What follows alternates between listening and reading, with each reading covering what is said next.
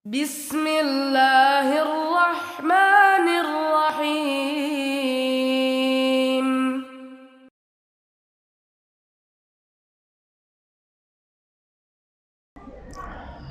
Bismillahirrahmanirrahim. Assalamualaikum warahmatullahi wabarakatuh. Innal hamdalillah nahmaduhu wa nasta'inuhu wa nastaghfiruh wa na'udzu billahi min syururi anfusina wa min sayyiati a'malina. May yahdihillahu fala mudilla lahu wa may yudlil fala hadiya lahu. Asyhadu an la ilaha illallah wahdahu la syarika lah wa asyhadu anna Muhammadan abduhu wa rasuluh. Ya ayyuhalladzina amanu taqullaha haqqa tuqatih wa la tamutunna illa wa antum muslimun. Ya ayyuhan nasu taqu rabbakumul ladzi khalaqakum min nafsin wahidah wa khalaqa minha zawjaha wa batha minhuma rijalan katsiran wa nisaa'a wattaqullaha alladzi tasaaluna bihi wal arham innallaha kana 'alaikum raqiba. Ya ayyuhalladzina amanu taqullaha wa qulu qawlan sadida yuslih lakum a'malakum wa yaghfir lakum dhunubakum wa man yuti'illaha wa rasulahu faqad faza fawzan 'azima. Amma ba'd. Kepada yang kami hormati Kepala Sekolah, namanya apa? Walah ali aku nek. SD Islam ya. SD Islam Saribumi Sidoarjo. Kepada yang kami hormati semua jajaran pengurus, jajaran asatidzah, para ustazah di sekolah yang penuh dengan keberkahan ini. Tak lupa kepada ketua yayasan dan jajaran pengurus yayasan yang diamanati oleh Allah Subhanahu wa taala untuk mengelola lembaga yang berbarokah ini, kepada para wali santri, orang-orang tua yang hebat gitu ya, para bapak dan para ibu sekalian. Judul ini itu sebenarnya anak takut untuk bahasnya. Apa mau judulnya? Menjadi orang tua yang spesial. Spesial apa hebat? Menjadi orang tua yang spesial untuk putra dan putri kita. Karena anak sendiri nggak pernah merasa jadi spesial gitu. Dan dalam kaidah itu kan faqidu syai' la yu'ti. Orang yang nggak punya sesuatu nggak mungkin ngasih. Nek kita itu, nek kulo niku nggak punya duit, bagaimana mau ngasih duit? Kalau saya nggak punya sesuatu, bagaimana mau ngasih sesuatu? Bagaimana mau ngasih sesuatu? Jadi kaidah yang disepakati oleh orang-orang yang berakal itu adalah faqidus syai' la yu'ti. Orang yang tidak memiliki sesuatu itu tidak akan mungkin untuk bisa ngasih. Ditambah lagi, di pertemuan ini anak bawa keluarga, jadi tambah takut. Anak-anak anak di belakang, karena qadarullah ini itu mau jemput anak ke Tulungagung, terus keluarga itu, istri itu dari Blitar sekalian sowan, jadi melok kabeh. Akhirnya mau ngomong macam-macam itu ono anake, ono bojone, jadi wedi. Kakek teori ono. Ini. Karena seorang ustadz itu jadi ustadz kalau di luar. Nah kalau sudah di dalam rumah jadi bapak, jadi bojo. Kalau sudah di dalam rumah jadi bapak, jadi bojo. Rasulullah SAW itu berwibawa. Beliau SAW itu sangat mengagumkan, sampai sebagian sahabat mau natap wajahnya beliau aja nggak berani. Ada sebagian tabi'in itu yang pernah tanya sama sebagian sahabat, jenengan kan sahabatnya Rasulullah, wajahnya Rasulullah itu kayak apa? Aku lu nggak pernah lihat wajahnya Rasulullah. Saking takzimnya pada Rasulullah Shallallahu Alaihi Wasallam. Tapi begitu sampai rumah, ya dipipisi, ya ditumpahi karo putune maksudnya. karo putune, karo anake, semacam itu kalau sudah sampai rumah. Kalau sudah sampai rumah. Tapi ala kulli hal, apapun kondisinya, karena kaidah agama kita itu hakul muslim alal muslim sit. Hak muslim pada muslim yang lainnya itu ada 6. Salah satunya adalah idzastansahaka fansahhu. Jadi kalau ada orang minta dinasihati, maka berilah nasihat. Jadi maka berilah nasihat.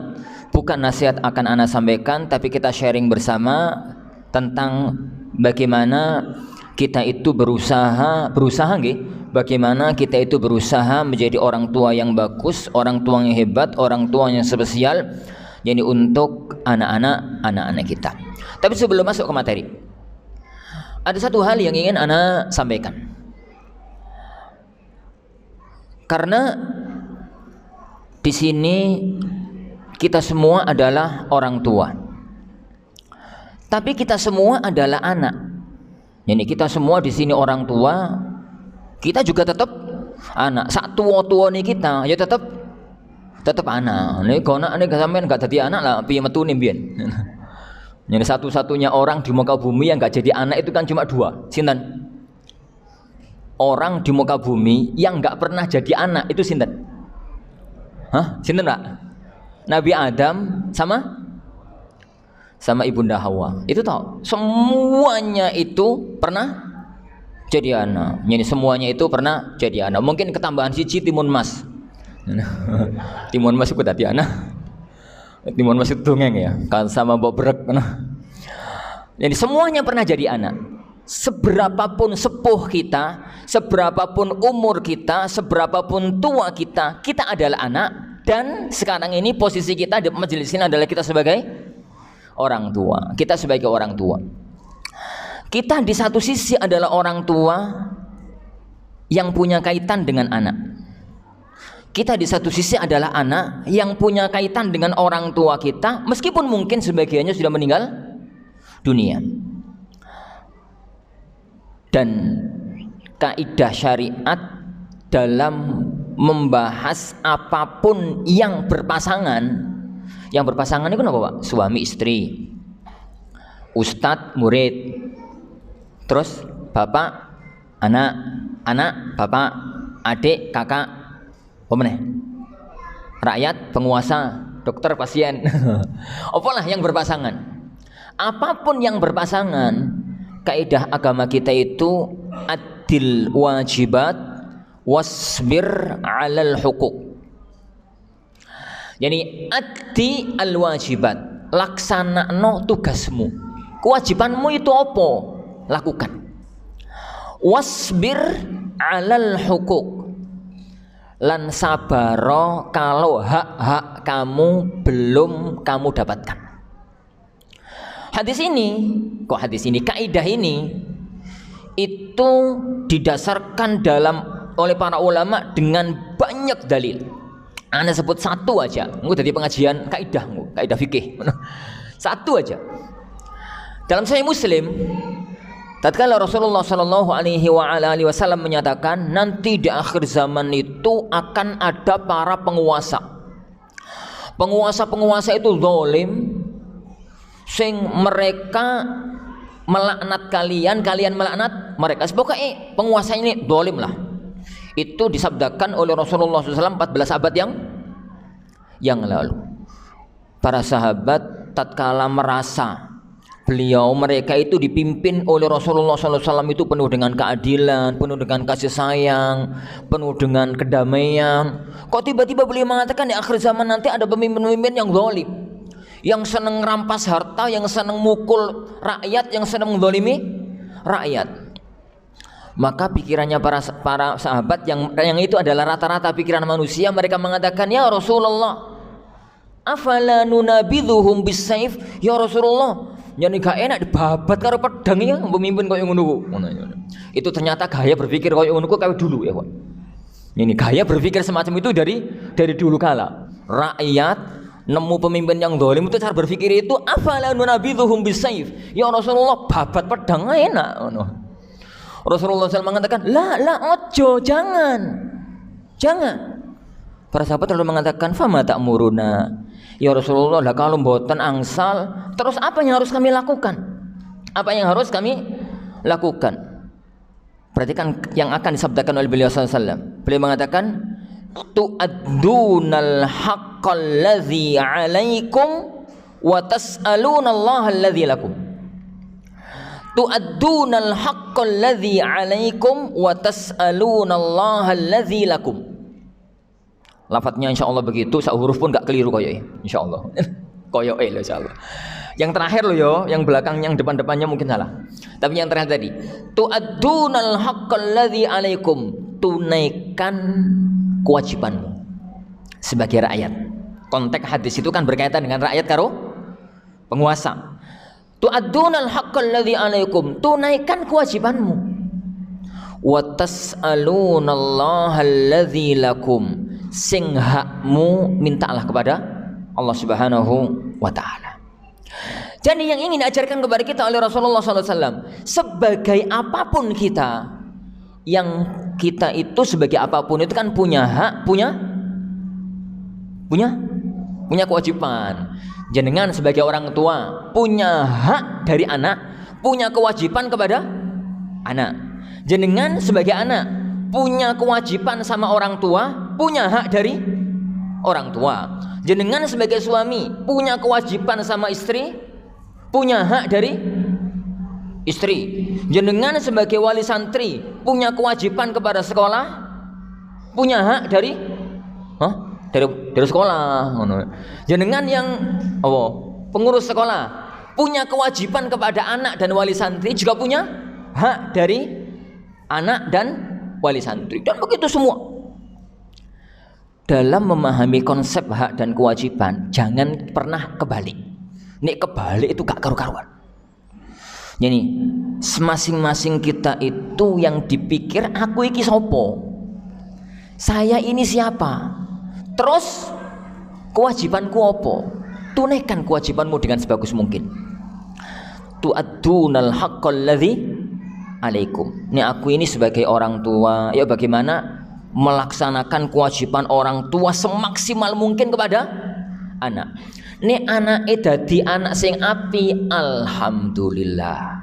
Tapi nek wis diapii, wis dididik, sudah gini, kok nasibe koyok Nabi Nuh. Yo piye meneh? Tas'alunallaha alladzi lakum, minta yani hak kita kepada Allah Subhanahu wa taala. Minta hak kepada yani Allah Subhanahu wa taala. Begitu. Kalau kita jadi anak, tunaikan kewajiban kita kepada orang tua semaksimal mungkin. Yuk bakti, yuk santun, yuk sembarang lah kepada orang tua. Lele qadarallah bapak sampeyan dadi azar, yuk piye meneh ngono ya. Nabi Ibrahim itu wis wapi. Ya abati lima ta'budu ma la yasma'u wa la yubsiru wa la yughni 'anka syai'a. Yani Pak abati niku dalam bahasa Arab niku manggil bapak menggunakan bahasa kromo inggil kelas tinggi. Niku nek bahasa Jawa napa Pak? Nek manggil Pak ngono kan yo bahasa biasa. Nek manggil apa nih? Wong Jawa itu rawat pinter ya. Manggil orang tua menggunakan bahasa yang santun, paling sopan. Itu Pak. Apa Ustaz? Romo. Wong Sidoarjo gak mungkin ngomong Romo ya. Gak mungkin ngomong Romo. Sekaya Gresik ora mungkin. Itu bahasa Arabnya itu ya abati. Ya-nya diganti tak. Seharusnya kan ya abi gitu. Ya-nya diganti tak itu menjadi kromo inggil.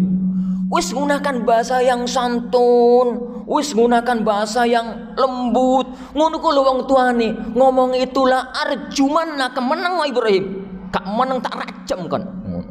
Rajam itu lempari karo watu sampai mati. Tapi yo tetap berbuat baik kepada orang tuanya. Berbuat baik kepada orang tuanya. Lah, pertemuan ini anak tidak akan bahas di titik hak jenengan dari anak. Anak tidak akan bahas titik kewajiban jenengan sebagai anak. Hak jenengan sebagai anak sementara tinggalkan dulu, simpen di lemari. Kewajiban jenengan sebagai anak juga sementara ditutup dulu. Ini bukan kajian kita. Makanya yang si anak-anak yo, sing anak-anak, ini materi kita paparkan untuk orang tua mensikapi anak. Tapi kaidah syariat itu semacam tadi.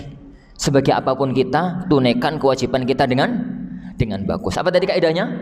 Addil wajibat wasbir 'alal hukuk. Tunaikan kewajibanmu semaksimal mungkin dan sabarlah dalam menerima hak-hak kamu. Bagaimana caranya kita bisa melakukan itu? Kita mampu melakukan kaidah itu yang digariskan oleh Rasulullah SAW tadi para jamaah sekalian. Itu kalau kita menyadari yang kita lakukan itu ibadah. Fahami konsep ini? Yang kita lakukan itu ibadah. Dan yang namanya ibadah itu pahala di akhirat. Nek ono dapat di dunia ikut jenenge DP. Ada orang itu sing DP-ne akeh, akhiratnya akeh. Ada orang tuh yang akhiratnya banyak, DP-ne titik. Ada orang tuh yang akhiratnya banyak, orang duwe DP 0 DP, 0%. 0%, 0 rupiah, DP. Kan ngono zaman saya gitu. Jadi, tatkala Rasulullah SAW ditanya, ya Rasulullah, kalau ada orang itu berbuat baik, lalu dia mendapatkan kenikmatan dunia niku pripun ya Rasulullah? Apakah berarti pahalanya sudah diberikan di dunia? Rasulullah SAW mengatakan, yuk enggak toh mas, tilka ajilu busyral mu'min. Itu kegembiraan seorang mukmin yang disegerakan. Pegang konsep yang kedua ini. Tatkala kita itu mendidik anak, fahami bahwasanya kita itu sedang dalam ibadah besar, menjalankan perintah Allah Subhanahu wa ta'ala, qu anfusakum wa ahlikum nara mulu auladakum bisolati wa hum abna'u sab'i sinin, dan berbagai dalil-dalil yang lain.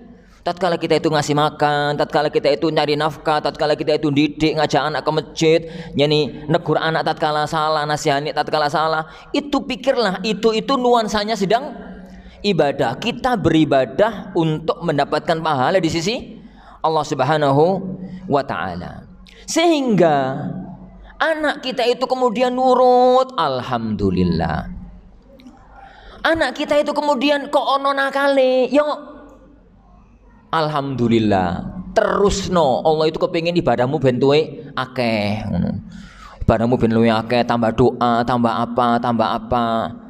Ini karena yang Allah lihat itu, Pak, perhatikan cuman aja ini. Yang Allah lihat itu bukan hasil. Yang Allah lihat itu proses. Yang Allah lihat niku mboten hasil. Yang Allah lihat niku proses. Kenapa? Kalau yang dilihat oleh Allah itu hasil, sing paling mesakne niku Nabi Nuh. Mau mesakne niku Nabi Nuh. Lah pripun? Wong beliau itu sejak dari Nabi sampai sebelum banjir bandang itu kan umure masa dakwahnya 950 tahun. 950 tahun itu mboten umurnya beliau loh nggih. Umurnya Nabi Nuh itu diperselisihkan oleh para ulama. Sebagian para ulama mengatakan 1100, yang paling tinggi memprediksi 1700. Sampeyan pengin umur sakmono? Aku ora pengin. Wong saiki durung 50 remek kabeh ngene. Ngene. Engko nek umur 200 gak setangi.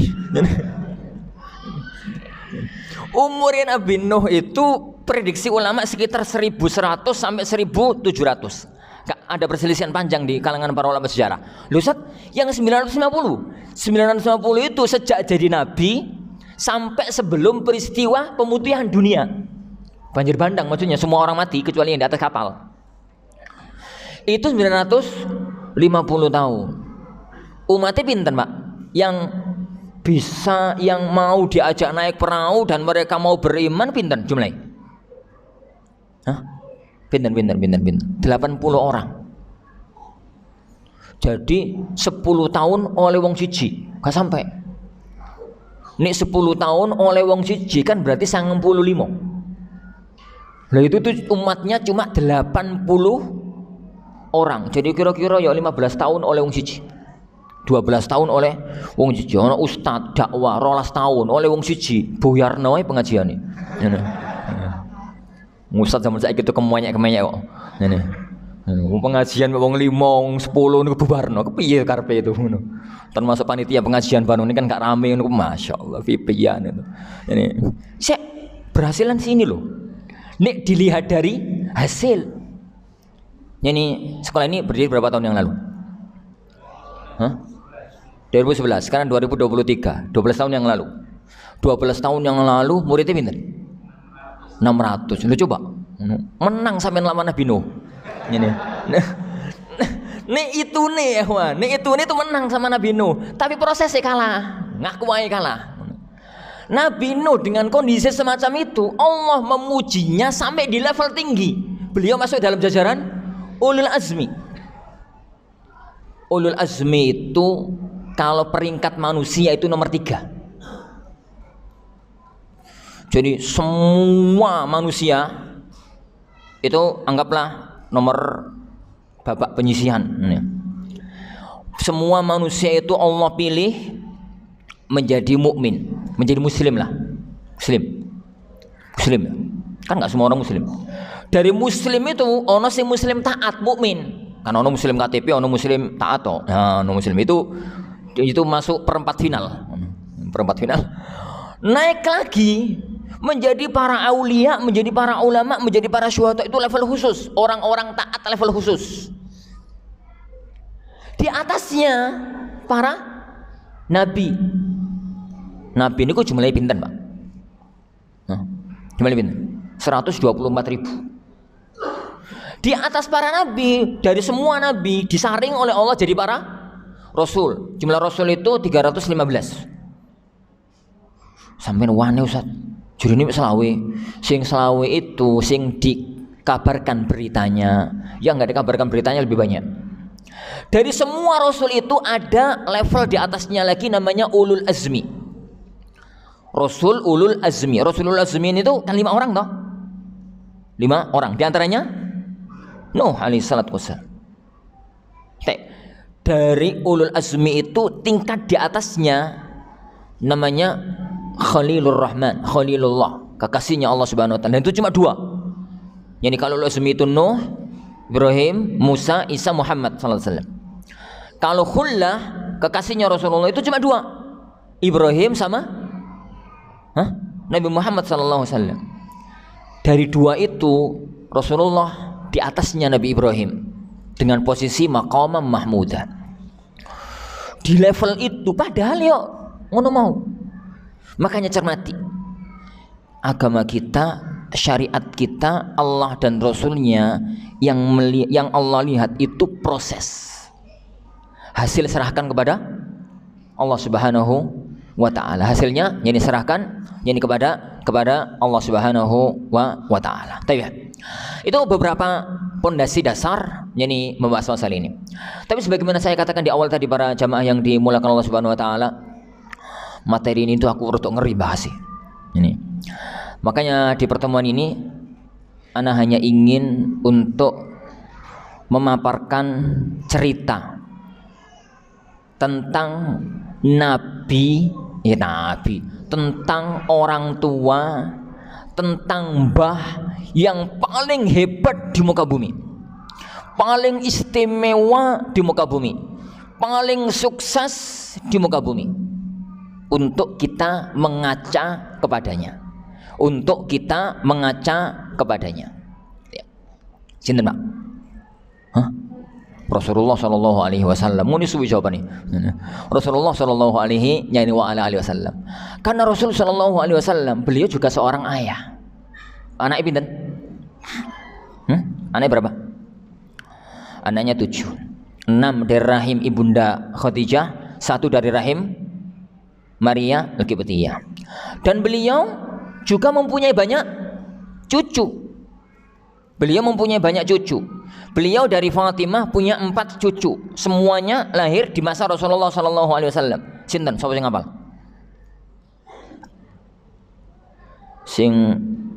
Sing iso jawab orang gua hadiah tapi aku. Wis ora ono hadiah wis, hadiah pahala. Hadiah berarti wong tuane pinter. Ini siapa putra putri Fatimah berarti cucunya Rasulullah SAW. Mat. Sini. Ustadz orang jawab, Ustadz orang jawab. Hasan, Husain,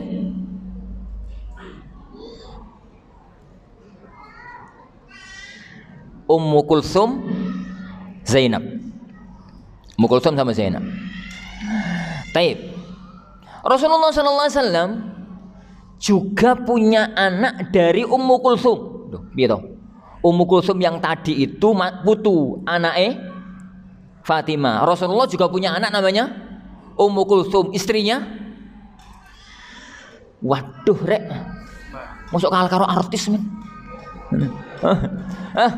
Anaknya bojone Utsman. Siapa anaknya Utsman yang dari Ummu Kulsum? Abdullah ibnu Utsman ibnu Affan, itu cucunya Rasulullah SAW dari Ummu Kulsum. Taib, beliau juga punya anak, punya putu dari Zainab. Zainab sinten nih? Zainab anaknya. Itu yang kondang hadis saat kalau Rasulullah sholat bawa putu anak wedok, pas berdiri digendong, pas sujud ditaruh, berdiri digendong lagi. Itu bukan anak Fatimah, itu anaknya Zainab. Namanya Umamah binti Zainab binti Rasulullah. Umamah binti Zainab binti Rasulullah. Umamah punya adik namanya Ali binti Zainab binti Rasulullah SAW. Jadi beliau punya anak yang dua putu. Jadi salah satu di antara ajaran beliau dan praktek hidup beliau juga ngurusi anak, ngurusi putu, didik anak, didik putu. Memang Allah itu sengaja menjadikan Rasulullah itu sosok sempurna. Tidak ada satupun sisi kehidupan manusia di muka bumi ini kecuali telah dijadikan di dalam diri Rasulullah SAW ada sosok suri tauladan. Laqad kana lakum fi Rasulillahi uswatun hasanah. Baik. Para jamaah yang dimuliakan Allah Subhanahu wa taala. Tatkala kita bahas sukses nih, kita bahas hebat, kita bahas istimewa. Sebagaimana tadi disampaikan oleh Ustaz, sapa mesti mau kedimamu. Nah, dimowongi. Antum ya. Ini. Maka sebagai seorang muslim, tatkala kita bahas hebat, tatkala kita bahas istimewa, tatkala kita bahas super, tatkala kita bahas opolah, istilah-istilah yang sama dengan itu, maka yang kita maksud adalah hebat, istimewa, super, dunia, akhirat. Ini yang membedakan antara orang tua hebat muslim dengan orang tua hebat non muslim. Pikiran kita itu bahwasanya dunia ini bukan kehidupan terakhir. Ini itu dunia, selanjutnya alam barzah, selanjutnya alam akhirat. Karena semua orang itu mengalami 4 masa dan kita sekarang itu masih di masa yang kedua. Kita itu dulu bareng-bareng itu pernah di alam yang sebelum kita sekarang. Alam apa namanya? Alam rahim. Di sana itu yo rata-rata itu 9 bulan 10 hari. Ono sing kerasan ngono 12 wulan ki metu. Wonten sing boten kerasan 7 wulan kepingin metu. Nyene ono sing ibuke yo gak patek ngrasani ngono yo. Ngono. Durung wae lahir kok dibedel. Operasi sesar. Yang penting kita semuanya pernah di alam rahim. Lalu kita sekarang ke alam dunia. Dan nanti tak lama lagi. Yo mbok kapan nih? Ini. Kita itu akan keluar dari alam dunia, juga anak-anak kita memasuki alam transisi. Namanya alam barzah. Dan ujung kehidupan adalah kita nanti di alam akhirat. Maka fatal para jemaah sekalian, kalau kita ngonsep anak berhasil, kalau kita ngonsep anak sukses, kalau kita ngonsep anak hebat, itu berkutat di dunia ini. Konsepnya itu adalah harus hebat, super, berhasil, istimewa. Dunia, alam barzah, terutama alam akhirat. Dan sosok itu hanya ada pada Rasulullah sallallahu alaihi wasallam. Hanya ada pada Rasulullah sallallahu alaihi wasallam.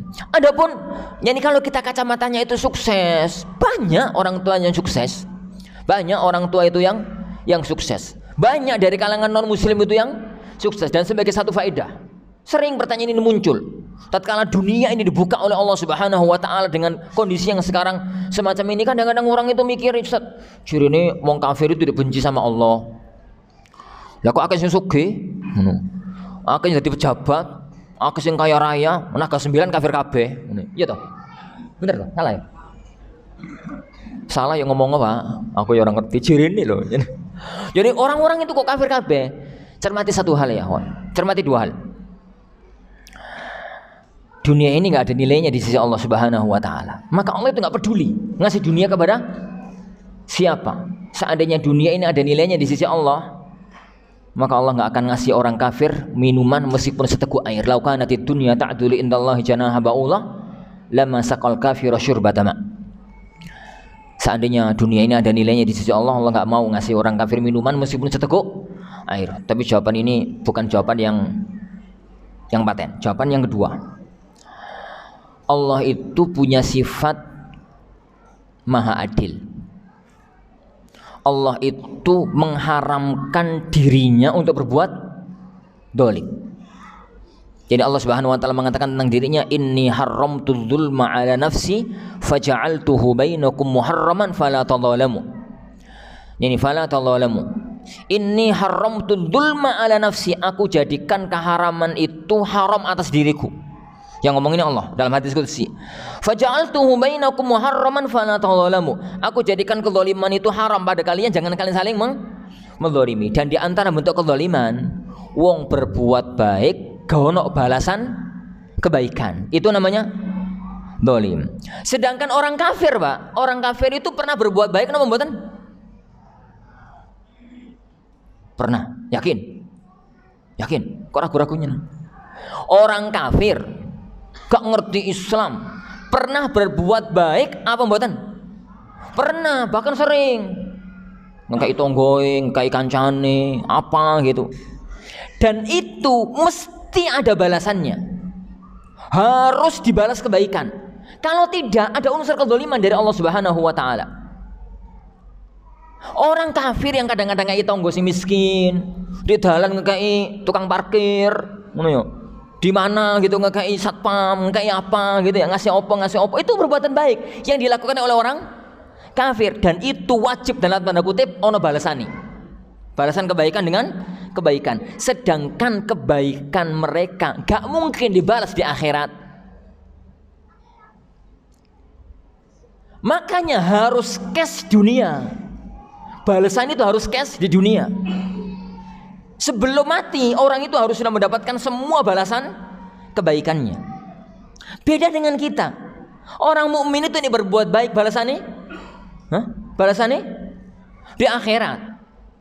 Nek sebagiannya dikasihkan dunia, itu jenenge ajilu busyrul mukmin, kegembiraan seorang mukmin yang disegerakan, kegembiraan seorang mukmin yang disegerakan. Makanya kembali pada apa yang kita katakan tadi, konsep hidup, mengonsep anak hebat, mengonsep anak sukses, mengonsep anak apa, maka dunia dan setelah dunia, alam barzah dan dalam akhirat. Baik.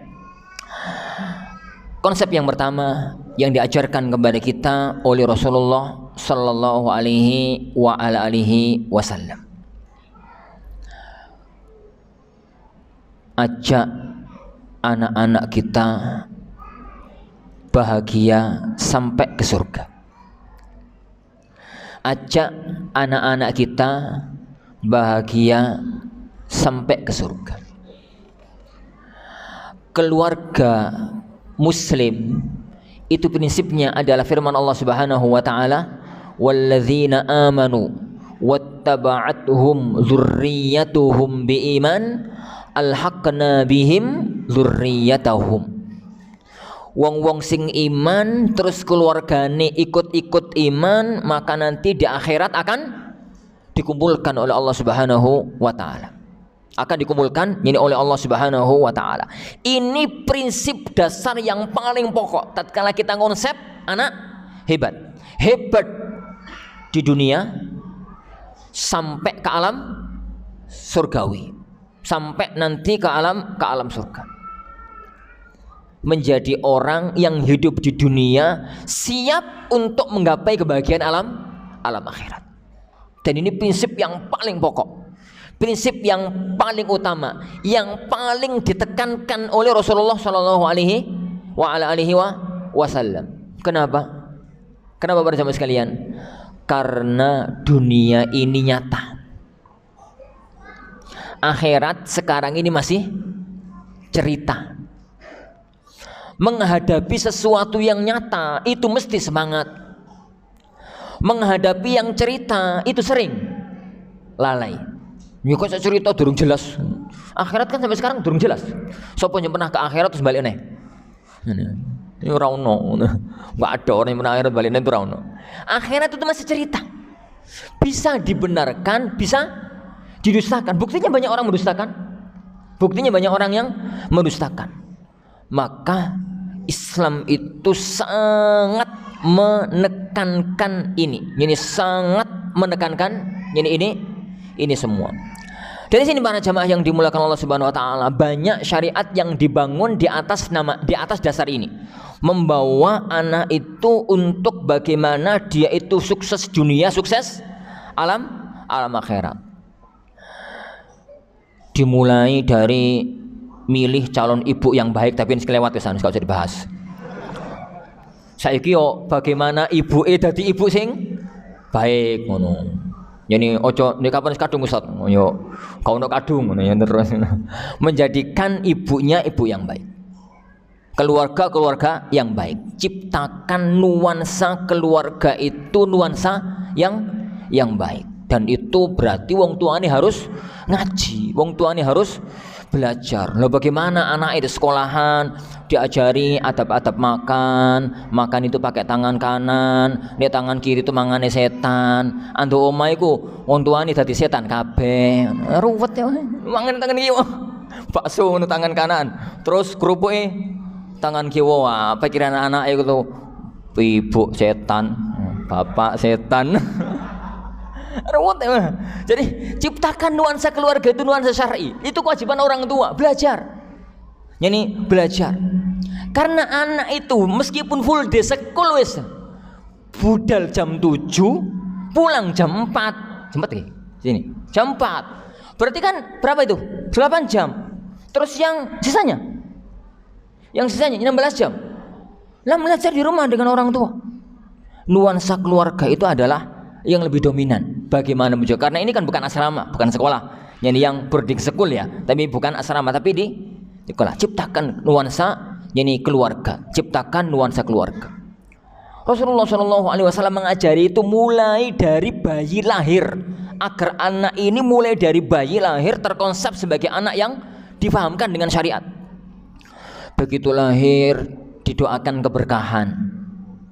Didoakan keberkahan oleh Rasulullah Shallallahu Alaihi Wasallam. Pokoknya pola dungani, mugi dados anak sing barokah, ngono wae, gak iso bahasa Arabe. Ono bahasa Arabe ya ora apa-apa, ya tambah api. Tapi nggak harus pakai bahasa Arab, karena makna barokah itu adalah kebaikan. Al barokah mana itu adalah al khairul katsirul amim ad-daim. Kebaikan sing banyak, sing merata, sing langgeng. Tatkala anak itu dari kecil itu kita doakan mendapatkan keberkahan, maka anak ini dimanapun berada itu adalah menjadi orang yang baik untuk dirinya. Kebaikan bukan sedikit tapi banyak, dan bukan untuk dirinya tok merata, untuk semua yang di sekitarnya. Dan kebaikan itu langgeng dunia akhirat. Sebagian ulama mengajarkan untuk mengadzani telinga bayi. Ini diadzani nggih monggo, nggak diadzani nggih monggo, tergantung pada pendapatnya jenengan. Yani amalkan anak-anak 10 kono sing tak adzani. Yani tambah kono sing tak adzani. Dipilihkan nama yang baik. Dipilihkan nama yang baik. Dibiasakan untuk berbuat baik sejak kecil. makannya kalau tangan kiri ditatur, yani ini dan itu. Jadi membiasakan dengan kebiasaan-kebiasaan yang baik selama di rumah, dan ini yang menentukan adalah rumah. Ini yang menentukan adalah rumah. Satu hal yang sangat ditekankan oleh Rasulullah SAW, kalau mau menjadi anak hebat dunia akhirat, jangan pernah bawa harta haram ke rumah. Jangan pernah bawa harta haram ke rumah. Kenapa para jemaah sekalian? Karena harta itu akan punya efek besar bagi anak jenengan nanti. Kan sing berbuat haram aku, sing dolek haram aku, anakku kan nggak dolek haram, tapi kan sampean keimangan sing haram.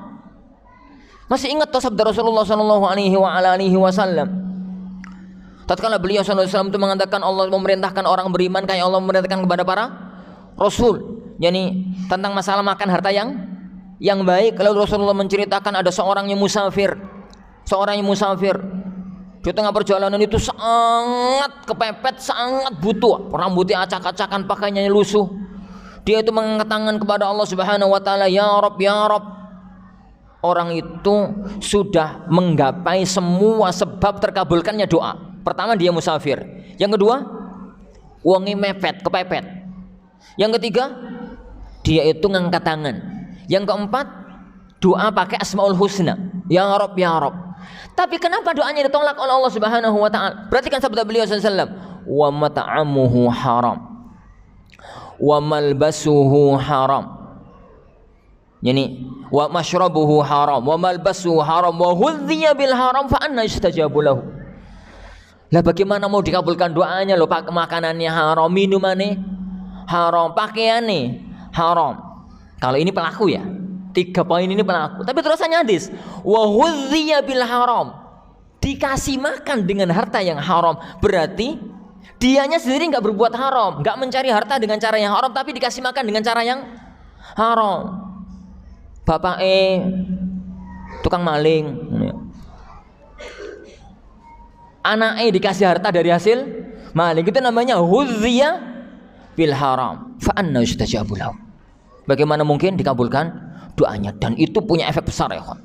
Imam Al-Qayyim menyebutkan yakni efek makanan haram ke dalam tubuh itu sangat banyak dalam kitabnya Ad-Da' wad Dawa. Gak mungkin dibahas, pokoknya banyak gitu aja. Ana cerita satu cerita. Tahu Al-Imam Al-Juwaini? Al-Imam Al-Juwaini rahimahullah. Ya ini gak kenal, yuk saya kenalan. Al-Imam Al-Juwaini rahimahullah, salah satu imam besar di zamannya. Anaknya imam, bapaknya juga seorang imam besar.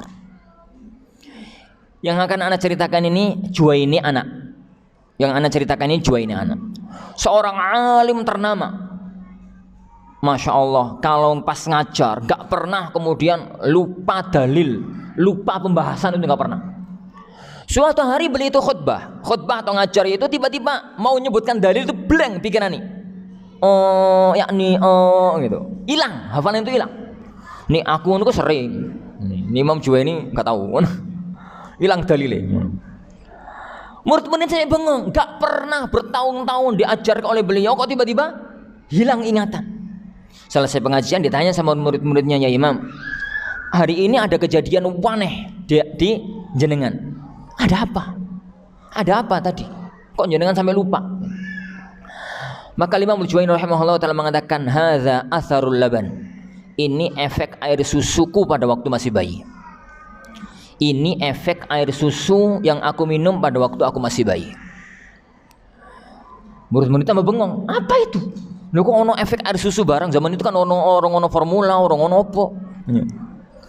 Lalu beliau cerita, dulu itu bapak pada waktu aku masih bayi itu ngomong sama ibu, Dek, anak kita ini jangan pernah disusui oleh orang lain, siapapun dia. Kenapa Thomas? Ya saya itu sudah berusaha tidak ada sepeser pun uang haram masuk ke rumahku. Saya pastikan air susu yang kamu keluarkan itu air susu yang halal sempurna. Nanti kalau diminum oleh anak kita berarti air susu yang halal sempurna. Kalau disusui oleh tonggo, disusui oleh konco, kita nggak pernah bisa jamin Yang dimakan oleh ibu itu ono harame apa? Enggak. Kalau ono haram berarti air susu yang muncul itu adalah ono efek harami. Saya khawatir akan punya efek ke anak kita. Oke. Bapaknya kemudian pergilah, ada urusan. Anak itu dimimiki oleh ibunya, kemudian ditidurkan. Lalu biasalah kalau anak itu tidur kan ibu ya kora-kora, ya umba-umba, ya ngene, ya ngono. Biasalah. Lah pada waktu beliau di dapur di belakang, anaknya nangis. Pas qadarullah di pinggirnya itu ono tonggoe yang juga punya anak kecil. Tolak-tolak ibu nandi. Karena nggak ada, diambillah anak itu. Diambil anak itu terus disusui. Ibu yang tadi ternyata mendengar baru keluar, kaget. Ternyata kalau kaget teringat pesan dari suaminya kalau anaknya jangan disusui oleh orang lain. Langsung diambil. Suaminya datang itu lalu dia nangis gitu ya, minta maaf. Ini kejadiannya begini gitu. Mendengar cerita itu, Al-Imamul Juwaini yang bapak memasukkan jarinya itu ke mulut anak. Ke mulut anak itu agar muntah. Tapi makanan sudah kadung masuk ke dalam, enggak mungkin keluar semua. Enggak mungkin keluar semua. Lalu bapaknya mengatakan, "Dek, yakinlah air susu tetangga kita ini akan punya efek pada anak kita suatu ketika nanti." Air susu dari tetangga itu akan punya efek suatu ketika nanti sama anak kita. Kata Imam Juwaini, anak, inilah salah satu efek itu. Ini salah satu efek itu. Jadi makanan haram itu bukan sembarangan. Makanya kadang-kadang ono bocah dinasihati mendelik, diomongi malah ngomongi. Kadang-kadang yang perlu ditinjau itu bukan teori. Yang perlu ditinjau itu bukan sistem edukasi. Yang bukan ditinjau itu bukan dunia parenting. Tapi bibitnya itu lho apa? Nih bibitnya itu bebek. Sampean didik dengan didikan elang, ya tetap ewek-ewek kok bebek. Nih bibitnya itu pitik. Sampean didik dengan didikan Garuda, ya tetap petok-petok kan kayak pitik. Bibit ya kawan, bibit. Teori parenting zaman sekarang itu meninggalkan satu konsep utama, yang konsep itu diajarkan oleh Rasulullah SAW. Daging yang tumbuh pada anak kita itu daging bersih apa tidak? Darah yang mengalir di anak kita itu darah bersih apa tidak? Jadi otaknya anak kita itu dari hasil makanan nutrisi yang bersih apa tidak? Bersih dalam arti halal ya, jangan higienis kabeh saiki. Ini masalah utama. Makanya sebenarnya dunia parenting zaman sekarang itu sopo to sing mengatakan gak lebih bagus daripada zaman kita masih anak-anak. Zaman anak-anak opo ono wong wali santri diajari parenting. Ya paling kaya ono genteng iku. Yang diajari gawe genteng ngajari opo ono. Plus ora ono parenting ora ono opo. Guanya tok zaman saiki parenting. Yo ngene ngono. Tapi zaman dulu itu bibitnya api. Nih bibitnya itu api. Bibitnya itu telurnya elang. Meski mau dididik karo pendidikan ayam, suatu ketika tetap jadi elang. Ono misalkan yo, nyanyi elang itu telurnya ceblok nih ngone angkermane ayam. Misal kok, misal ora apa-apa misal. Lalu diangkermi karo ayam. Nah kecilnya elang itu kan persis dengan ayam. Persis dididik yo nyucuk-nyucuk, yo dididik petok-petok, yo dididik apa gitu karo ibuke. Tapi yakinlah suatu ketika nanti dia tetap akan jadi elang. Perhatikan titik ini, yaitu bibitnya anak kita, konsep syar'i kita. Makanya Rasulullah SAW coba cermati. Tatkala Rasulullah SAW ini saya jaminan Pak, saya jaminan Ustaz. Sampai 9 ku sak tanya jawab ya. Kakek kok dimak mau. Tapi berapa polis? 5 menit lagi stop ya. Ini kan setengah jawab tanya jawab setengah jam. Ana mau ngomong 3 hal, tapi baru 1. Ini baru 1. Yang 2 tahun depan. Serius ya. Baru 1. Ini baru poin pertama ini. Anda bahas poin. Jadi tadi itu mukadimah, Terus poin pertama. Yang kedua sama yang ketiga tahun depan, atau tahun depan sama tahun depannya lagi. Ini. Para ikhwan dan para jamaah yang dimuliakan Allah Subhanahu wa taala, cermati.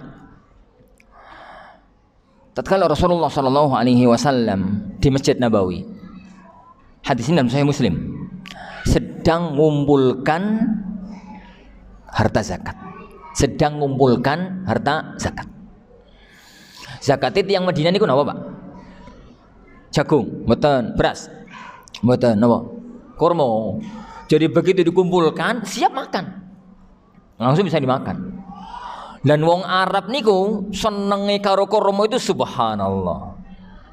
Jadi orang-orang Arab itu kalau pelesiran keluar negeri paling susah itu dolek kurma sama kopi. Ini kurma saya ketemu, tapi kopi asli Arab itu susah subhanallah. Jadi makan kurma. Begitu dikumpulkan oleh Rasulullah SAW, salah satu dari cucunya, kalau nggak salah Hasan, kalau nggak salah ya Husain.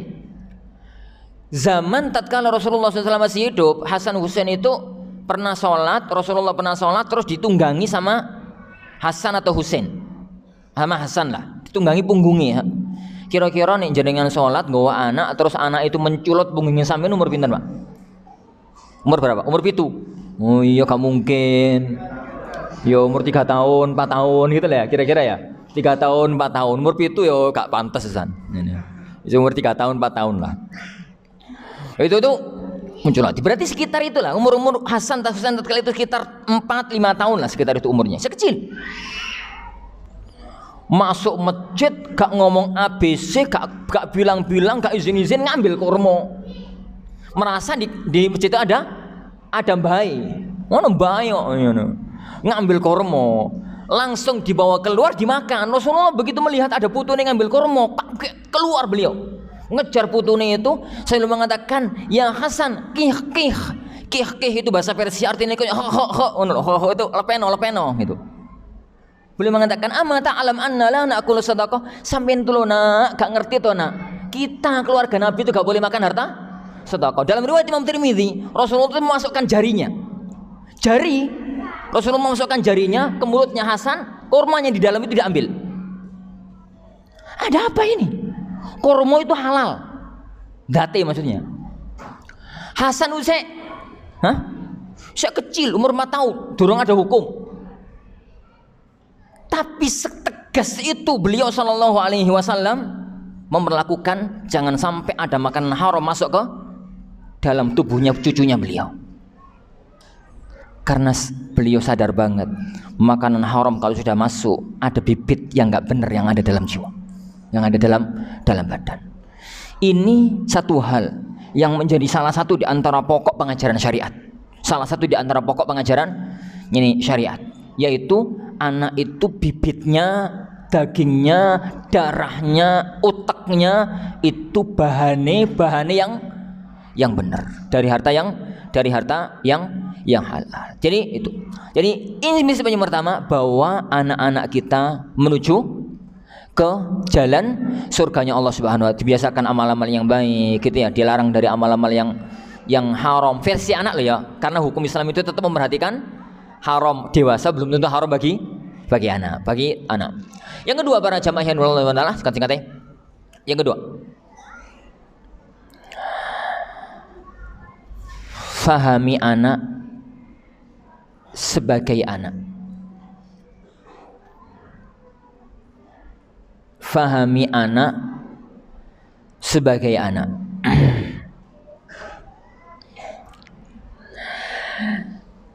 Ada satu yang unik dalam syariat agama kita. Dalam teori tarbiyah ya, dalam teori parenting. Bahwa Islam yang menjadikan nomor satu adalah membawa anak dan keluarga itu ke surga, yang tegas halal haram meskipun dari kecil. Tapi beliau sallallahu alaihi wasallam membuat hukum-hukum khusus untuk hanya berlaku untuk anak-anak.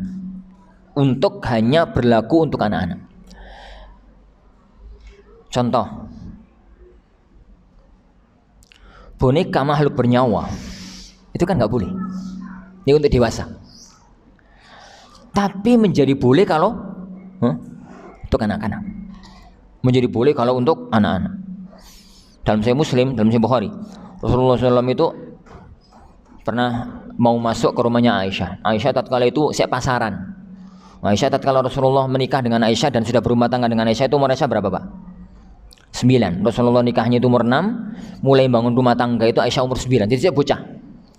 Saya pasaran, ya dulinan boneka-bonekaan gitu.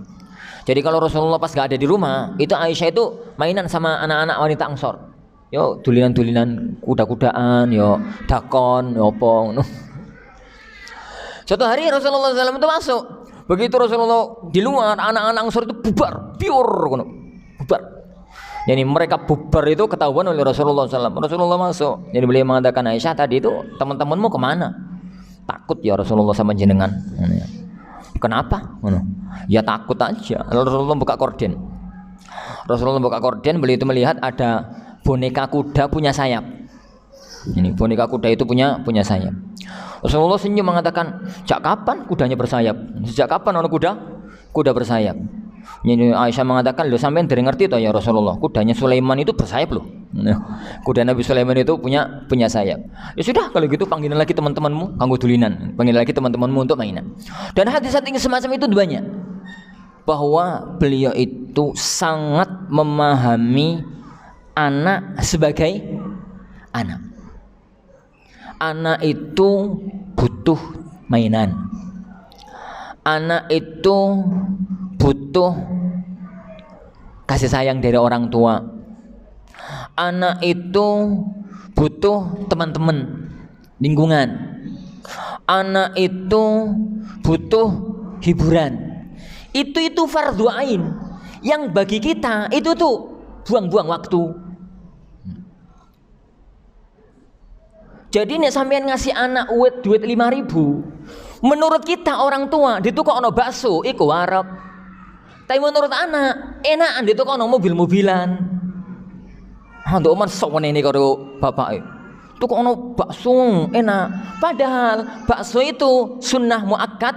Yani sedangkan mobil-mobilan itu fardhu ain bagi anak. Jadi fahami anak sebagai anak. Fahami anak sebagai anak. Makanya Rasulullah SAW kalau dalam cerita-cerita muamalah beliau dengan anak itu kan lucu-lucu. Rasulullah SAW itu sering sowan itu julinan itu ke rumah Ummu Sulaim. Ummu Sulaim itu bibi Rasulullah dari persusuan. Ummu Sulaim itu punya anak namanya Anas. Anas punya adik namanya Abdullah. Ya cilik itu Abdullah. Abdullah itu seneng dulinan manuk, dulinan burung. Burung itu sama Abdullah itu apa itu sayap itu diikat jadi gak semiber. Iso melaku tapi gak semiber. Ini sayapnya itu diikat gitu jadi dicancang gitu. Lah kalau Rasulullah SAW itu lewat di depan rumahnya Ummu Sulaim gitu ya, kemudian lihat Abdullah dulinan itu diajak dulinan sama Rasulullah SAW, diajak dulinan, diajak apa gitu sama beliau SAW. Suatu hari Rasulullah lewat lagi di depan rumahnya Ummu Sulaim. Abdullah itu sedih gitu, cemberut, merenung gitu sama Rasulullah. Lalu digodi sama Rasulullah. Beliau mengatakan, ya Aba Umair, ma fa'ala Nuhair. Ya Aba Umair, burungmu mana? Gitu. Kenapa kau sedih, burungmu itu mana? Gitu. Sama Anas mengatakan, pecah ya Rasulullah, mati. Mati ya Rasulullah. Jadi begitu kehidupan beliau sallallahu alaihi wasallam. Jadi beliau sallallahu alaihi wasallam. Itu kalau wong tua. Itu pekerjaan gono manfaat, pekerjaan ini, pekerjaan itu nek wong tua, nek bocah cilik. Itu wajib ain itu. Asalkan enggak menzalimi burungnya. Asalkan enggak menzalimi burungnya, enggak sampai disakiti. Itu kan dicancang Ustaz, enggak sakit toh. Dicancang itu enggak sakit, mau ngelari yang dicancang kok. Ya mirip-mirip burung ditaruh di dalam sangkar. Angsal mboten? Secara syariat. Ono burung kutilang jenengan nemu burung di sawah. Kebencet ngono. Terus dibawa ke rumah, ditaruh di sangkar, gak iso bebas. Angsal mboten? Boleh. Asalkan sampean ngasih makan, sampean ngasih minum, dipelihara yang bagus itu boleh. Ini saya mengatakan enggak boleh Ustaz menjara, Ustaz berarti sama jangan sapi.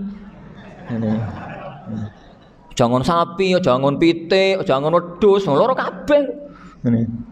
Ini melihara binatang itu boleh asalkan yang semacam itu tadi gaya orang-orang yang ham binatang barang ngono jadi memelihara binatang apa.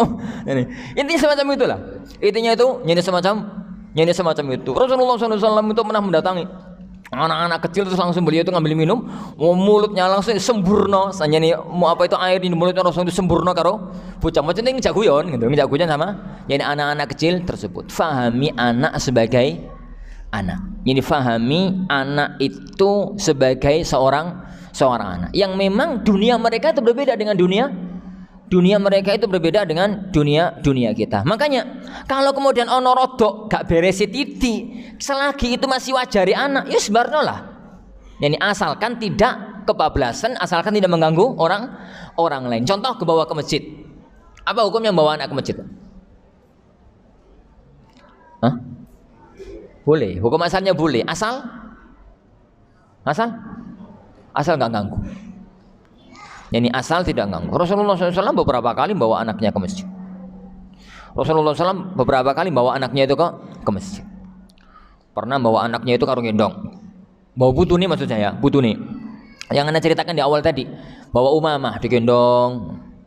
Kemudian lewat sujud ditaruh berdiri. Tengok lagi. Beliau itu pernah bawa Hasan. Waktu sujud tumpai karo Hasan. Para sahabat Rasulullah itu yang soft depan itu kan level papan atas, Abu Bakar, Umar, Utsman papan atas. Sujud, mereka hanya pikiran, opo iki ngono. Lah ada di tengah-tengah sahabat itu, di tengah-tengah soft, tengah-tengah masjid itu ono sahabat-sahabat level-level biasa lah, bukan para santri istimewa gitu ya. Itu tuh iki napa ngono. Akhirnya dongak, sujud itu dongak. Wih ono wong ngono. Sujudne. Ya barokah sujud dongak mau. Jadi hadis itu muncul. Seandainya gono hadis orang enggak ada sahabat yang kayak tadi itu enggak ada hadis itu. Ini. Ya alhamdulillah ono sahabat model kayak ngono. Gara-gara ya penting ya Wan. Jadi para sahabat itu kalau ada orang-orang Arab Badui ke Madinah kesopeneng. Kenapa? Ya aneh-aneh kelakuan nih. Ya pipis di pojok masjid. Ya pipis di pojok masjid. Nagih utang ya kewasar. Ngono ya. Ya takon kiamat. Lugu takon kiamat. Nah, Rasulullah kan pada waktu kajian tentang kiamat ya dahsyatnya hari kiamat, bagaimana peristiwa kiamat. Para sahabat itu rata-rata itu takut, rata-rata itu wedi, rata-rata itu mencekam lah. Ono sebagian sahabat Arab nyawan teh malah takon, "Lha ya Rasulullah nek ngoten niku kiamat iku kapan?" Kepiye to wong iki? Wong nuansa itu nuansa mengerikan. Takon kapan nih? Ini Rasulullah noleh kak gubresan. Lah ya Rasulullah, ini kiamat kados ngoten niku lho kapan? Akhirnya Rasulullah SAW itu tanya, sampai itu loh mas takon kiamat itu persiapanmu apa? Wa madza adatta laha? Persiapanmu apa menghadapi kiamat? Sahabat tadi mengatakan ya Rasulullah, aku itu ya sholat biasa-biasa mawon, puasa ya biasa-biasa aja. Saya itu nggak banyak sholat, nggak banyak puasa ya Rasulullah. Tapi satu andalanku ya Rasulullah. Apa itu? Kata Rasulullah, inni uhibbullah wa rasulah. Aku cinta kepada Allah dan Rasulnya. Gak disangka jawaban lugu dari Arabi ini itu disambut oleh Rasulullah dengan jawaban yang sangat istimewa. Beliau mengatakan, anta ma'aman ahbabta. Mas, kamu akan bersama dengan orang yang kamu cintai. Anas bin Malik perawi dari hadis itu mengatakan, wallahi, sejak aku masuk Islam, aku belum pernah gembira segembiraku tatkala Rasulullah ngomong semacam itu. Wallahi, kata beliau, aku cinta Rasulullah, aku cinta Abu Bakar, aku cinta Umar, dan aku mohon untuk nanti bisa bersama mereka di surga meskipun aku tidak bisa beramal kayak amalan mereka. Jadi ngomong apa tadi gini mau? Ya gara-gara Arabimu ya. Ini. Jadi gara-gara. Tapi intinya beliau Shallallahu Alaihi Wasallam itu kalau seandainya orang dewasa, oh pelanggaran besar itu. Wong sholat tupai. Tapi karena itu anak-anak dibiarkan oleh yani beliau Shallallahu Alaihi Wasallam. Makanya kalau Rasulullah SAW itu yani di apa ya, di pipisi sama beliau, di pipisi sama anak, pipisi sama putun itu biasa. Dan konsep yang kedua ini, fahami anak sebagai anak, muncul pecahannya. lepas semua status sosial jenengan kalau sudah masuk rumah. Jadi lepas semua status sosial jenengan kalau sudah masuk rumah. Jenengan direktur itu di kantor, Mas. Jenengan ketua itu di kantor. Jenengan pimpinan itu di luar. Kalau sudah masuk rumah, jenengan itu bapak. Jenengan itu yani mbah. Jenengan itu suami kalau sudah masuk ke dalam rumah. Makanya orang yang paling tinggi levelnya sekelas Rasulullah Shallallahu Alaihi Wasallam. Rasulullah itu dalam agama level tertinggi sebagai seorang Rasul. Dalam urusan dunia beliau itu level tertinggi sebagai seorang kepala negara. Dalam urusan militer beliau itu panglima tertinggi sebagai level tertinggi seorang panglima perang. Dalam level urusan keuangan beliau itu adalah menteri keuangan. Jadi orang nomor satu di semua sisi. Menawi sandoma, ya semua level itu hilang. Semua status itu hilang, ganti dadi bojo. Anti seneni karo Aisyah, ya tukaran karo Hafsah, ya semacam-macam, ya PBC karo Hasan, jadi PBC karo Husain. Segitu itu kalau beliau itu dalam rumah. Petakan itu. Jadi Jabir bin Abdullah radhiyallahu an. Jadi Jabir bin Abdullah radhiyallahu an itu ini di luar itu berwibawa sekali, tapi kalau di dalam rumah itu ya kayak bocah. Itu yang kadang-kadang itu membuat anak itu sering sedih. Sering anak bawa tugas kantor itu ke rumah. Sedih gitu. Ini karena ya apa ya? Diamanati jadi ketua yayasan sekaligus jadi mudir ma'had. Itu 24 jam itu kurang. Ini 24 jam sehari semalam itu kurang. 7 hari dalam sepekan itu kurang. 31 hari dalam sebulan itu kurang. Karepe ono bonuse. Iso gak turun, aku kepengen gak turun, tapi gak iso. Iso gak mangan itu kepengen gak mangan, tapi gak iso. Jadi wajib turu, wajib mangan, wajib ngantuk. Lah kok Allah aku itu turunan wong ngantukan. Titik ngantuk. Fa ya subhanallah, semoga Allah memaafkanlah. Semoga Allah Subhanahu wa taala memaafkan. Tapi intinya satu. Tinggalkan status sosial tatkala di rumah. Anda di rumah itu adalah ayah, adalah mbah, adalah suami, adalah istri. Ini adalah istri yang memang statusnya itu di rumah. Tatkala kita di dalam rumah itu masih menstatuskan diri kayak di luar, itu akan jadi sekat besar antara kita dengan anak-anak, antara nyanyi kita dengan nyanyi anak-anak kita. Terakhir, para jamaah yang dimuliakan Allah Subhanahu wa taala. Allah Subhanahu wa taala tidak pernah menjadikan manusia termasuk anak-anak kita sempurna di semua titik dan cacat di semua titik. Tidak ada orang itu sempurna total, sempurna. Tidak ada anak itu cacat di semua titik. Antum itu jangan bayangkan anak-anak kita itu pinter miber koyok elang, pinter ngelangi koyok hiu, pinter melayu koyok kijang. Itu makhluk mustahil. Allah belum pernah menciptakan makhluk sekelas itu. Pas di laut itu pinter koyok hiu, pas ke darat itu jadi macan, pas terbang jadi elang. Itu ono dah makhluk itu. Ono dalam film. Dalam alam nyata nggak ada. Allah tidak pernah menciptakan pohon kayak begitu.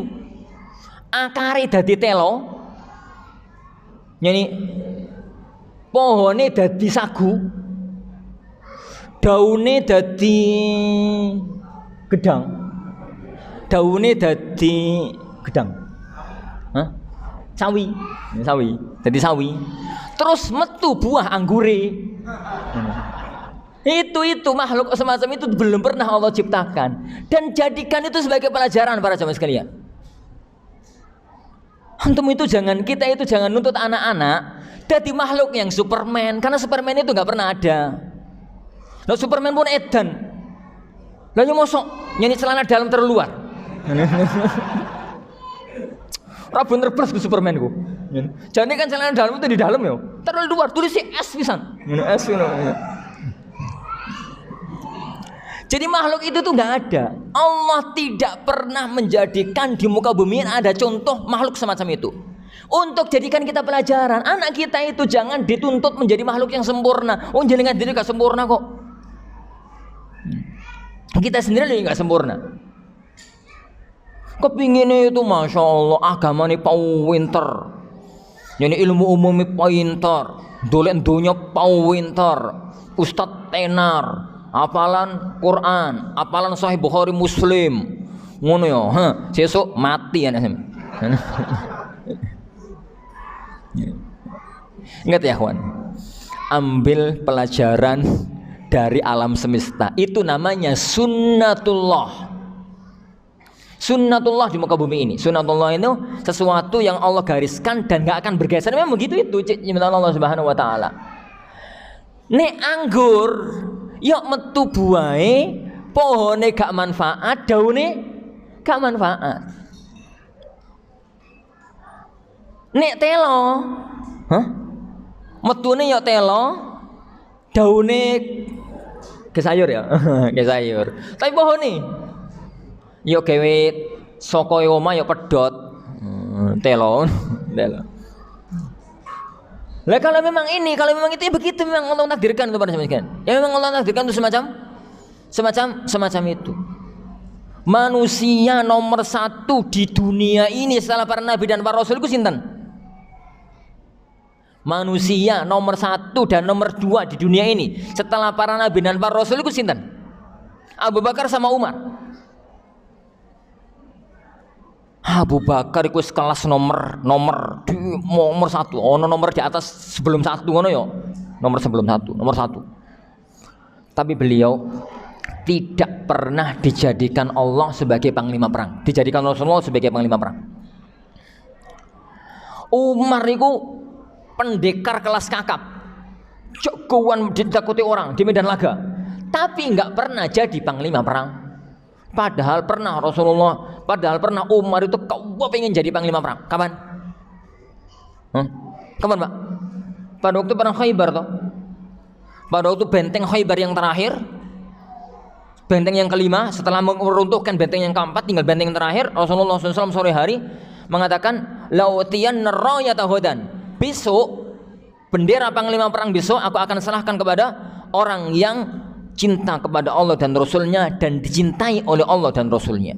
Nek cinta kepada Allah dan Rasulnya ya tapi dicintai oleh Allah dan Rasulnya itu gak sembarangan itu. Sahabat semalam itu geger, bakal sesopo. Semua orang itu kepingin untuk dia yang ditunjuk besok, termasuk Umar. Umar itu tokoh tawisian, dia mengambil posisi di tempat yang kemungkinan kuat Rasulullah akan berdiri di depannya. Benar, Rasulullah SAW datang berdiri tepat di depan Umar. Ngono Umar itu nonjolkan dirinya, ngono. Padahal Umar itu gak nonjolkan dirinya pun wis ketok karena wong dhuwur. Umar itu kalau naik kuda perang, itu kan kakinya itu sampai ngelembreh lama, ngelembreh tanah. Orang tinggi. Ya gak raksasa tapi yang tinggi punya tinggi. Ternyata gak disupri sama Rasulullah. Gak digubris sama Rasulullah. Rasulullah malah tanya, Ali mana? Ali mana? Nonton ya Rasulullah sakit mata. Panggilan Ali. Sing gak kepengin malah ditunjuk, sing kau pengen itu gak digubris. Kenapa? Karena dengan segala keutamaannya Abu Bakar, dengan segala keutamaannya Umar, tetap manusia punya cacat. Cacatnya Abu Bakar ini dibilang cacat ya. Cacatnya Umar kalau dibilang cacat, gak mungkin jadi panglima perang. Abu Bakar gak jadi panglima perang mungkin lah ya Rasulullah. Wongnya kan gembeng. Lah tapi Umar itu nek perang dewean pinter, tapi jadi panglima perang gak bisa. Karena Umar itu gak kenal takut, jadi maju tak gentar terus. Padahal jadi panglima perang itu harus ada waktu-waktu mundur. Waktu ngatur siasat harus mundur dulu, muter harus ngini, harus itu. Lah Umar maju tak gentar, mati abeng.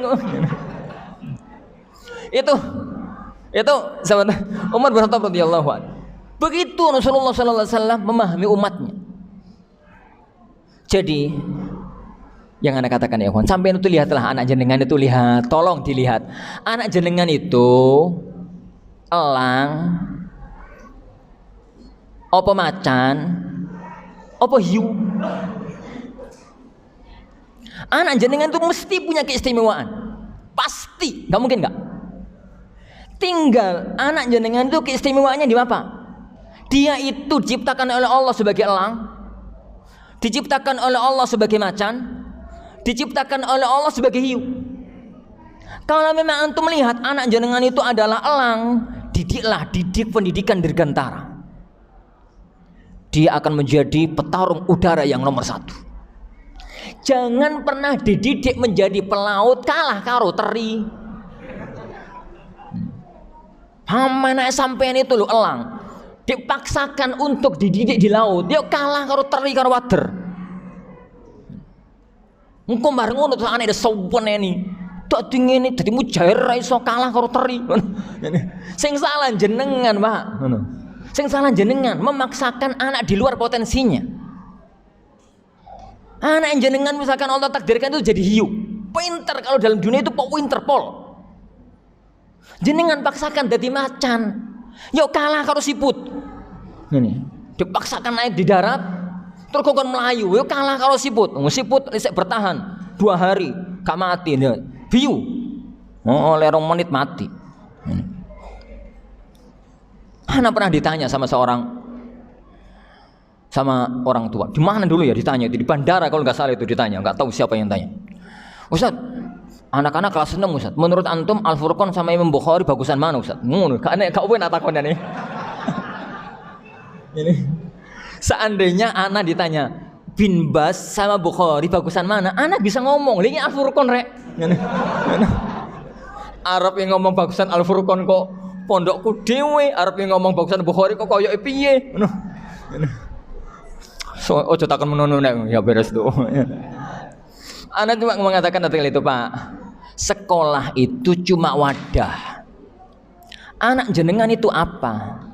Maksudnya Ustaz, anak jenengan itu PT, opo elang, apa mujahir takon itu. Maksudnya kekuatan anak jenengan itu di mana?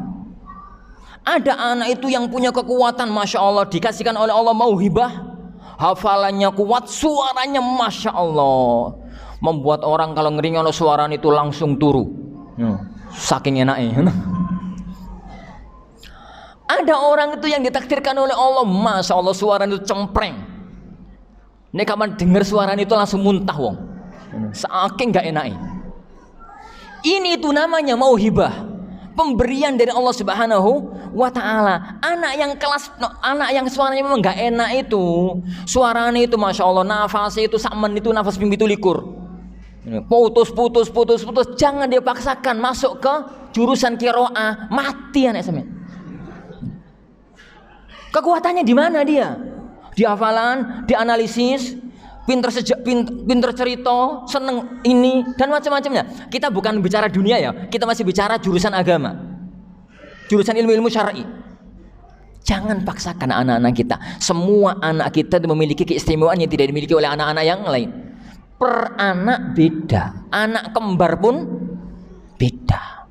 Kekuatan anak kita itu di mana? Dan itu jenengan yang tahu. Lihat, Rasulullah Shallallahu Alaihi Wasallam sangat jeli melihat para sahabatnya, jeli sekali. Tatkala beliau nunjuk panglima perang yang ditunjuk Khalid bin Walid, memang jawara perang di medan perang teman. Tatkala beliau ngirim dai ke kota Madinah sebelum hijrah, yang dikirim Mus'ab. Tapi tatkala beliau ngirim dai ke Yaman, ahlul kitab yang dipilih Mu'ad ibnu Jabal. Tatkala beliau dikasih oleh Allah wahyu membocorkan tentang nama orang-orang munafik yang dipanggil Hudzaifah. Jadi masing-masing itu pada tempatnya. Yang bukan satu itu. Antum coba bayangkan, kalau Allah itu membocorkan rahasia, wahai Muhammad, fulan sekitar 30 orang. 30 orang di kalangan para sahabat dikatakan oleh Allah mereka adalah orang-orang kafir yang berbaju muslim.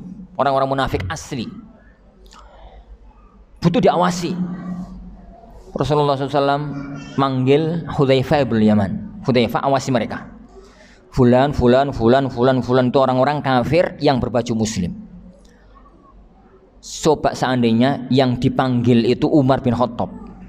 Oh, sesuk mati kabeh. Langsung mati sesuk. Tapi Hudzaifah mampu bicara di depan kawan, di depan lawan kayak dia itu kawan. Dan itu memang orang intelijen. Mau orang intelijen begitu. Lihat kemampuan anak-anak kita ya, lihat jadi kemampuan anak-anak kita. Di sini para jamaah sekalian Allah Taala, jangan pernah banding-bandingkan anak. Anak itu memiliki kemampuan yang lain, bandingkan satu titik itu ya gak bener ya.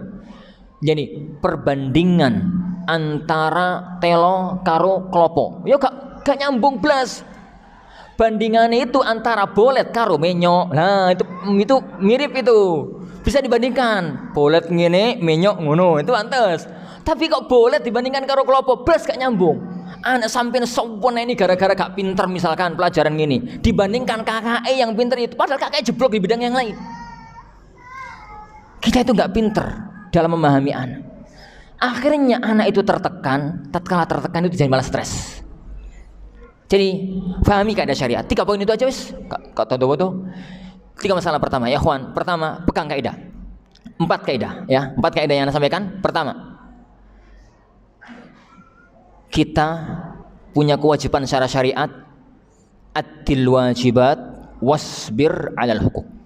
Tunaikan kewajiban. Nggih, tunaikan ini kewajiban. Sabar kalau terhadap hak kita. Itu yang pertama. Yang kedua, konsep anak hebat, orang tua hebat itu bagi seorang muslim konsep hebat istimewa dunia akhirat. Yang ketiga, fahami anak sebagai anak. Fahami anak sebagai anak. Yang terakhir, setiap anak memiliki keistimewaan yang tidak dimiliki oleh yang lain.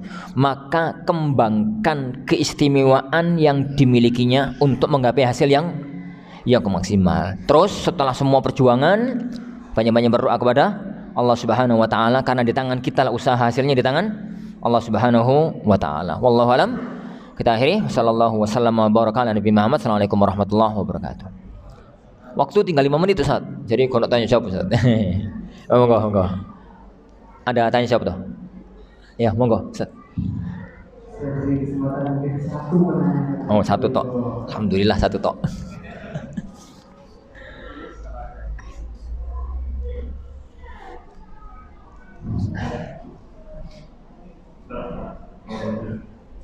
Nggih, Pak, monggo. Kenapa, Pak? Ulangi. Nggih, ulangi. Sangat menarik juga dari yang mendengar sampaikan, jadi bisa membuka banyak wawasan seperti yang terkait masalah tadi yang warta rumah yang nyambung dengan sosial tadi. Ya. Di kehidupan saat ini, banyak kawan-kawan kita yang masih berkecimpung di pekerjaan kerja yang tidak benar. Terkadang kita berkawan, kadang juga bukan kita, tapi kita juga berkawan. Ya. Teknisnya soal anak-anak. Kadang anaknya memahami membawa anak dan akhirnya berbagai dengan keadaan. Ya. Kadang saya juga mulai nanti juga kadang mau mati itu bagaimana, itu bagaimana terbaik pakai udah. Nggih. Terus yang kedua tetap ibu mengenai anak kita nggak pernah sempurna. Kita mengenai dengan realistis di keseharian, yaitu di sekolah. Kalau kita tahu bahwa kami itu kan punya materi yang diterima dari para peserta. Terkadang memang ada target-target yang harus dicapai, baik itu ilmu-ilmu terkait dengan agama maupun ilmu umum. Terkadang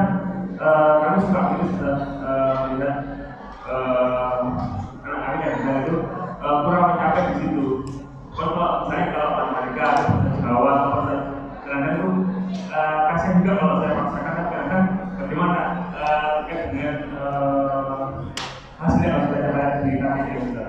Bagaimana kita sebagai orang tua ini kalau sebenarnya saya coba biarin ulang-ulang atau bagaimana kita Taib. Para jemaah yang dimuliakan Allah Subhanahu wa taala. Jadi pertama nggih, yang ana ceritakan tentang kisahnya Imam Al-Juwaini rahimahullahu taala sebenarnya itu cerita ekstrim. Kalau boleh ana katakan itu cerita rada ekstrim. Tapi memang itu pernah terjadi. Cerita itu kondang dalam sirah beliau, dalam sejarah beliau. Karena itu sebagian ahli ilmu itu mengatakan kenapa kok sebagian orang zaman sekarang itu rata-rata kok ya gitu gitu. Enggak kayak orang-orang pada zaman dahulu, karena menghindar dari makanan semacam itu tuh sulit kalau zaman kita sekarang ini. Maka ada dua tinjauan. Ada dua tinjauan. Tinjauan yang pertama adalah tinjauan fikih. Tinjauan fikih itu selagi halal ya berarti halal gitu. Selagi halal ya berarti itu halal. Maknanya selagi halal itu halal adalah masalah hadiah. Hadiah dari orang lain tadi. Hadiah dari orang lain itu ada tiga. Orang yang memberikan kepada kita hadiah dalam tinjauan fikih itu ada tiga macam. Yang pertama, orang itu dipastikan insya Allah pekerjaannya 100% halal. Insya Allah, petani, lugu itu. Yang dipastikan halal lah. Kali itu alhamdulillah. Yang kedua, orang yang kita yakini pasti hartanya adalah haram, gak mungkin halal, gak ada sisi halalnya, pekerjaannya hanya itu tok dan itu haram. Maka ini tolaklah hadiahnya. Gak usah ditolak, ambil terus buang. Jadi karena itu dipastikan juga harta haram. Atau mungkin orang itu hartanya adalah halal, campuran, tapi tatkala dia ngasih ke kita itu memastikan itu yang haram. Jadi tiba-tiba itu ngasih HP. Ini mas, mau HP nggak? HP Ultra, HP Samsung Ultra. Bagus men HP ini. Dapat apa itu? Barusan panen tuh mas? Enggak, semalam aku maling. Oleh akeh. Ini satu kanggo jenengan. Ini satu kanggo jenengan. Ya meskipun dia itu punya pekerjaan-pekerjaan yang lain, tapi kalau memastikan diri itu adalah dari harta yang haram maka haram. Jangan diterima. Alasannya gimana lah. Yang ketiga, kalau campuran dan rata-rata uang itu di titik ini, maka silahkan diterima hadiahnya. Silahkan diterima hadiahnya dengan memperbanyak istighfar kepada Allah Subhanahu wa taala. Tidak ada jalan kecuali itu. Karena hal semacam ini enggak bisa dihindari. Dulu Rasulullah SAW sudah mengatakan kepada para pedagang, ya ma'syarat tujjar, kata beliau dalam riwayat Imam Tirmidzi, wahai sekalian para pedagang, kalian itu pekerjaan kalian itu ya rada-rada ono nyerempet-nyerempet. Ya ono kadang-kadang janjine sing gak patek bener, kadang-kadang mensifati barang ya rada keduren, kadang-kadang ini, kadang-kadang ngono, gitulah. Itu zaman dahulu loh, begitu itu. Maka Rasulullah SAW mengatakan fasyawwibuhu bisadaqah, tutupen, netralisirlah dengan banyak sedekah. Jadi tidak ada bisa kita lakukan kecuali itu. Dipastikan kalau kita yang nyari itu harta yang halal, agar menetralisir kalau ada harta-harta yang semacam tadi, dan memperbanyak istighfar kepada, yani memperbanyak yani istighfar yani kepada Allah Subhanahu wa taala, yani kepada Allah Subhanahu wa taala. Yang kedua, tentang masalah anak, dan ini memang dilema di semua kondisi. Dilema ini memang harus dipecahkan, tapi sampai sekarang pun enggak terpecahkan.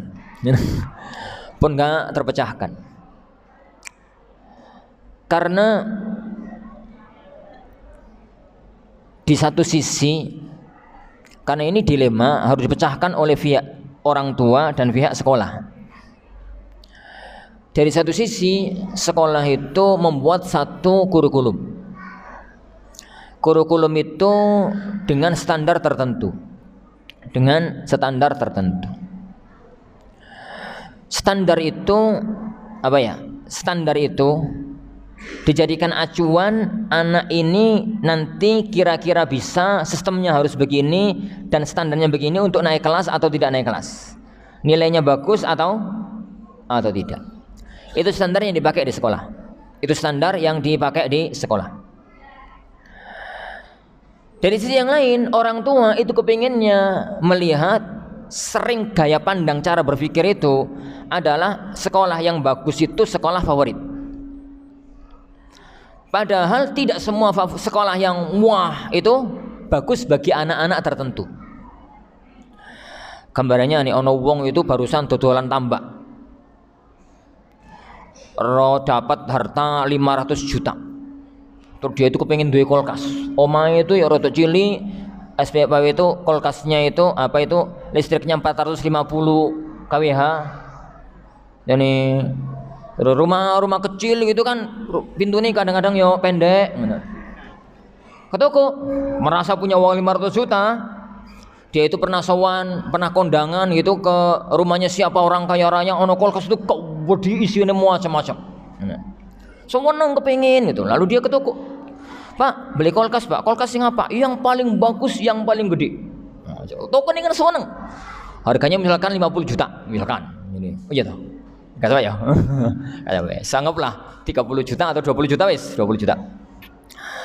Ya, toko ini seneng karena jarang-jarang ada orang beli kulkas jenis itu. Diantar, begitu sampai di depan rumah, seneng toh orang yang toko itu. Mau masukkan rumah bingung. Oh, pintunya kegedean. Pintunya kecilin. Dimiringno. Akhirnya masuk. Begitu taruh di dalam rumah bingung, taruh di ruang tamu nyumpeki, ditaruh di dapur gak sedeng. Ini ditaruh di sini gak pas, taruh situ gak pas, piye gitu. Nemu tempat. Terpaksa di ruang tamu. Dicolokno jeglek. Iku sing salah. Wong gak ngerti posisi diri. Ada sekolah itu yang memang distandarkan yang masuk sini sekolahnya itu anaknya harus ini. Sehingga dengan input ini, kurikulum ini pas gitu. Ingat. Ya. Anak katakan yang mantuk. Yang sekolah ini. Tatkala bikin kurikulum dan target pendidikan, standarkan dengan input dan sistem pengajaran. Target pendidikan itu santri yang akan diambil nanti santri kelas apa, yang diterima nanti santri kelas apa, dan sistem pendidikannya, pendukung pendidikannya kayak apa, sehingga tujuan itu bisa tercapai. Itu di sisi sekolah. Targetnya dhuwur, santri ini semua barang masuk, iya bunuh diri itu sini. Targetnya itu level ini, santrinya masuk sembarang. Santrinya masuk itu sembarang. Tapi memang dilema, gak bisa dihindari. Al-Furqan itu ma'had yang termuadalahkan dengan UIM, akreditasi dengan UIM. Semua pesantren yang terakreditasi dengan UIM, Universitas Al-Madinah, itu kurikulum aliyahnya harus standar dengan kurikulum aliyah Saudi. Semua. Jadi akhirnya kurikulum kita itu tinggi, sekelas pokoknya, sekelas. Jadi kan gambarannya itu lulus aliyah Al-Furqan sama lulus aliyah Saudi itu podo, sama-sama bisa masuk perguruan tinggi Saudi. Jadi akhirnya kurikulumnya tinggi. Tapi ruwete, kalau santri dari luar bisa kita seleksi, tapi ini anak-anak aku dewe sapa wani nyeleksi anakku? Anakku, anak Ustaz Aun, anak Ustaz Rifaq, anak Ustaz apa sing wani nyeleksi? Wong anak Ustaz Sabik masuk ae. Ngono ya. Sampai di jero anaknya bingung. Sampai di dalam anaknya bingung, sekolah enggak mungkin nurunkan standar karena dituntut oleh via UIM, anaknya kelimpungan, wong tuane melok bingung. Wong tuane melok bingung. Ini memang dilema harus diakui. Ini memang dilema harus diakui. Dari situ itu dari titik sekolah.